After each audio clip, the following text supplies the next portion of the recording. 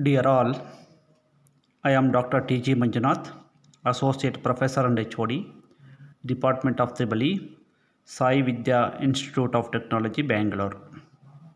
In this session, let us understand the concept of superposition theorem in the subject network theory. So, according to VTU syllabus, in this module, you have 5 theorems. Let us start with the first theorem, that is superposition theorem. This theorem is applied to a multi-source network. Whenever the network consisting of 2 or more sources, this theorem can be applied. This theorem cannot be applied whenever the network consisting of only one source. So minimum 2 sources must be there in the network. Now let us see what is the statement of the theorem. So statement, it states that in any linear bilateral active multi-source network, the response in any branch, response means the parameter which we are interested to find in the given network. The parameter can be voltage or it can be current. So in most of the networks, we may be interested in finding current flowing through a particular branch of a network or voltage across some branch of a given network. That is the meaning of the response here. That is the parameter which we are interested to find in the given network. So the response in any branch is equal to the algebraic sum of all the responses obtained by considering each independent source acting separately and by setting all other independent sources to 0. Now, just to read this, if you read the statement, you may not understand the concept of the theorem. So we need to prove the theorem, then definitely I can assure you that we'll understand the concept of the theorem. The meaning of this statement is, suppose, assume that in the given network we have, say, 3 voltage sources. Let it be the voltage sources like V1, V2, V3.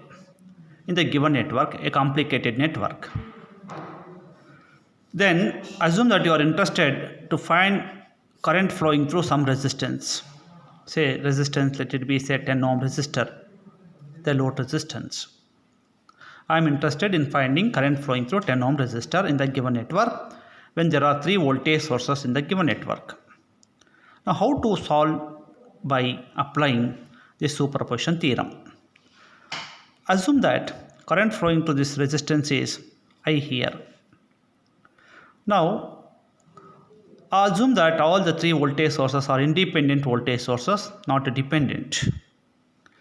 To apply the theorem, according to the concept of the theorem, we need to consider only one independent source at a time by making the remaining independent sources 0.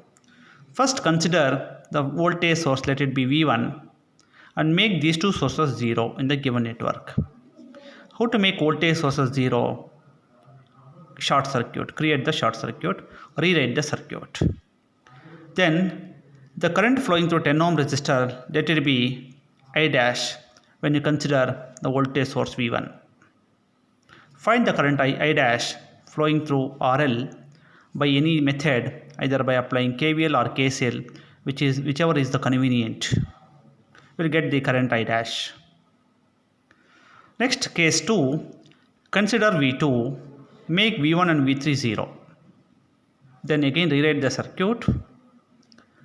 Then let the current flowing through the load resistor in the second case be I double dash. Find by any method, either by applying KVL or KCL. You will get some value I dash.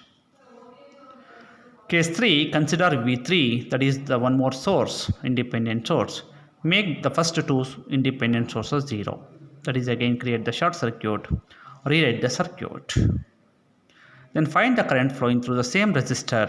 Let that current be I triple dash. We'll get some value. Then, according to this theorem, superposition theorem, when all the three independent sources are present in the given network, then the actual current that is flowing through the load resistance I is given by algebraic sum of these three currents, that is I dash plus I double dash plus I triple dash. Then how to state the theorem?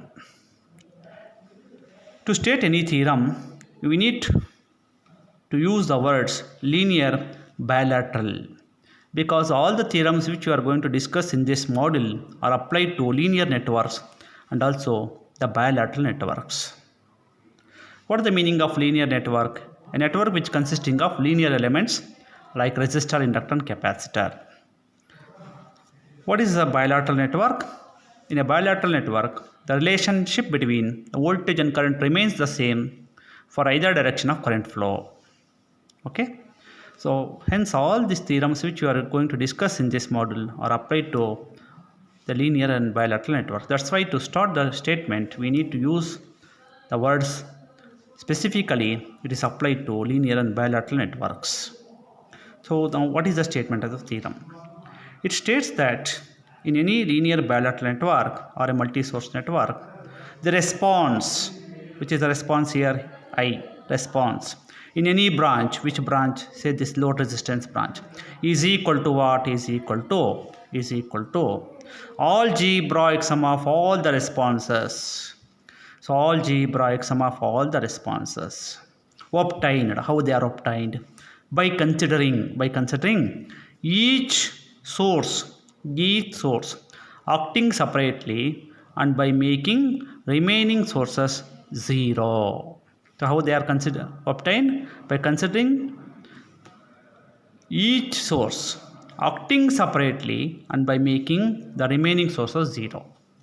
So a voltage source is made zero by creating short circuit, and a current source is made zero by creating open circuit. Now let us prove this theorem. To prove this theorem, let us consider a general network as shown here. Now I am considering voltage source here. So this is a voltage source, independent voltage source, and a current source here, and a simple network. When you prove the theorem, always try to consider a general network. Don't mention the values of resistances or voltage sources here. Now how to prove the theorem is, first, without applying the theorem, find the response. Now let us take the response in the network as current. Let us assume that I am interested in finding the current flowing through R2 with the direction shown. Let this be Ix. I want to find current flowing through R2. Let it be Ix with the direction shown here. Now to prove the theorem, first don't apply the theorem. Find the equation for Ix. We'll get some equation. Then prove that equation by applying the theorem. That is how to show the proof. Now first, without applying the theorem, let us find Ix by any method. Since you are very much familiar with the mesh analysis, let us go for mesh analysis. I want to find Ix. Let this current be I1. Let this current be I2. Okay. Now let us apply KVL. Applying KVL to loop 1. KVL to loop 1. Say R1 I1 plus R2 I1 minus I2 is equal to minus 2 plus V. Say R1 I1 plus R2 I1 minus R2 I2 is equal to V. Okay. Now R1 plus R2 into I1 minus R2 I2 is equal to V. This is one equation you are getting. For the second loop, you cannot apply KVL. Why you cannot apply KVL? Because you have a current source. Whenever there is a current source, ideal current source, so KVL cannot be applied, but I can write current equation. So for loop 2, put the current equation. So this current and this current both are in the same direction. So current flowing to this wire is I. The loop current flowing to this wire is I2. Direction is also coinciding. Hence I can write I2 is equal to I. So in this equation, I'll substitute I2 by I now. Therefore, equation 1 becomes R1 plus R2 into I1 minus R2 into I is equal to V. Now I will find I1. R1 plus R2 into I1 is equal to V plus R2I. Therefore, I1 is equal to V plus R2I divided by R1 plus R2. So I2 is equal to I is one equation. I1 is equal to this equation. Now I am interested in finding Ix. What is Ix? I1 minus I2. Current flowing through R2 is Ix. The loop currents flowing through R2 is I1 and I2. But both are in opposite direction. I1 is flowing downward, I2 is flowing upward. Hence what current I should take? I1 minus I2. Therefore, let us see what is Ix now. Ix is given by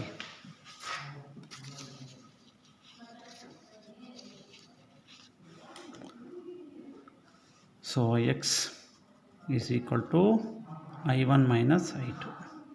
Now what is I1? You can see here. What is I1? V plus R2I divided by R1 plus R2 minus what is I2? I2 is equal to I. Now let us simplify this equation. It is equal to V plus R2I, take LCM here, R1 plus R2, then minus R1 into I minus R2 into I, because minus is common here. Therefore, R2I get cancelled. We get V minus R1I divided by R1 plus R2 is Ix. Now, I got Ix in terms of, let it be equation number 2. I got Ix in terms of voltage source, current source, and the elements of the network. So always final equation must consisting of these elements. V is there, yes, V is there. I is there, I is there. R1, R2, R3, yes. That means here the final equation of Ix must be in terms of the elements of the network. Yes, now I got Ix. Now I want to prove this Ix value by applying superposition theorem. Now verification of Ix by superposition theorem. So what is the concept of the theorem? To apply superposition theorem, we need to consider only one independent source at a time by making the remaining independent sources 0. Now in this given network, how many sources are there? Two independent sources are there. One is the voltage source, other is current source. Hence, I need to solve this network twice by considering only one source at a time. Case 1, I will consider the voltage source and I will make the current source 0. I will find the current flowing through R2. Let that current be I dash. Case 2, I will consider the current source, make this voltage source 0. Again I will find the current flowing through R2. Let that current be I double dash. Then according to superposition theorem, the actual current flowing through R2, that is Ix, is given by algebraic sum of I dash and I double dash. That's all. Now let us solve by superposition theorem. Case 1. Consider the voltage source. And make current source 0. How do you make current 0 or a current source 0? By creating open circuit, that is open circuit it. Now let us rewrite the circuit. In this case, let the current be I dash. Now let us rewrite the circuit. So you are considering the voltage source, that is V. Keep other elements as it is. This is R1, this is R2, this is R3, and there is a current source here. I am creating open circuit. Now I am interested in finding the current flowing through R2. Let this current be, the direction must be same, I dash for the case 1. Now I want to find I dash. To find I dash, you can go for any method. Since there is only one loop, I can go for KVL here. Let us take this current as loop current I1. So what is I1 here? It is very simple. In a single loop network with only one source present, so I is equal to V by R. That is, V is the total voltage here divided by sum of the resistance in the given loop, R1 plus R2. So I can write directly I1 is equal to V divided by R1 plus R2. V divided by R1 plus R2. That is where I dash is equal to I1.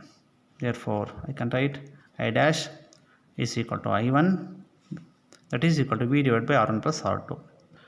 This is what I dash you got. Okay. Next, case 2. Let us go for second case. Case 2.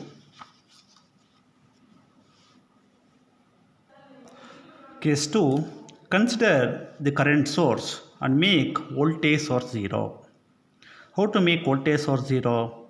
By creating short circuit, that is short circuit it. Now if you come to this original network, so I have to create the short circuit here. I have to consider this current source. Let us rewrite the circuit now.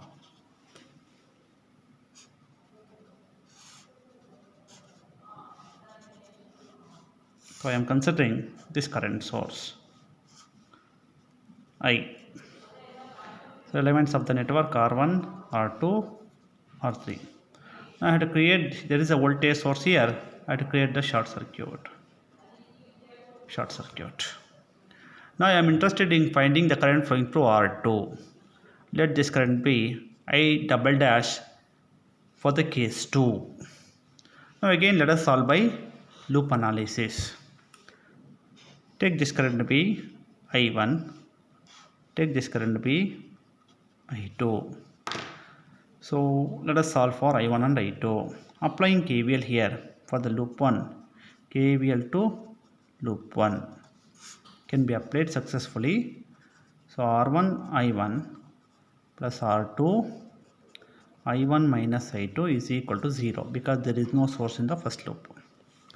If you simplify this, you will get R1 I1 plus R2 I1 minus R2 I2 is equal to 0. This gives R1 plus R2 into I1 minus R2 I2 is equal to 0. Now KVL cannot be applied to the second loop because we have a current source, that is ideal current source. This is a resistance which is connected in series with the current source, can be neglected. Any element connected in series with ideal current source can be neglected. It is of no use. So I can write only current equation. So for loop 2, let us write current equation. What is the current equation? I2 is equal to I. The current flowing to this wire is I. The loop current flowing to this wire is I2.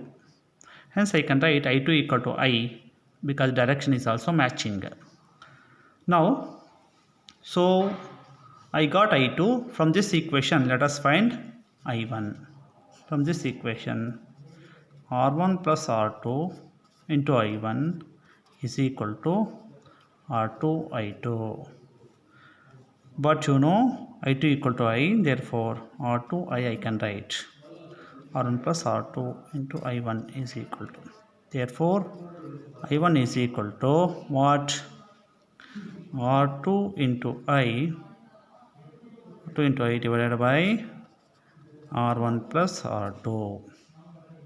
That is, now I got I1 value and I2 value in terms of the elements of the network. I am interested in finding I double dash. What is I double dash in terms of loop current? I1 minus I2. So I double dash is equal to I1 minus I2. Now let us substitute here I1 and I2 and simplify. Substituting I1 and I2 here, I1 and I2, let us simplify now. Take LCM here, R1 plus R2 is the LCM. Numerator is R2I minus R1I minus R2I. R2I get cancelled. You will get here minus R1I divided by R1 plus R2 is what? I double dash. So now you got I dash and I double dash. Then according to superposition theorem, the actual current flowing through R2 is given by, this Ix is equal to I dash plus I double dash, algebraic sum of these two currents. What is the meaning of algebraic sum? You have to take the sign into consideration of I dash and I double dash. Now what is I dash? You can see here I dash is given by, you can see this is the equation, that is V divided by R1 plus R2. Okay, what is I double dash? It is negative, right? Negative. R1 into I divided by R1 plus R2. Simplify here. R1 plus R2, numerator is what? V minus R1I, that is what? Ix. That this equation number 3. So what you are verifying? We are verifying Ix. Where is Ix? You can see here. Earlier derived Ix is this one. Ix equal to V minus R1I divided by R1 plus R2. Now you are getting V minus R1I divided by R1 plus R2. So this equation and this equation both are same. Hence verified. What you have verified? Superposition theorem. So what is the limitation of this theorem? This theorem is applied to multi-source network and it is applicable to linear and bilateral networks.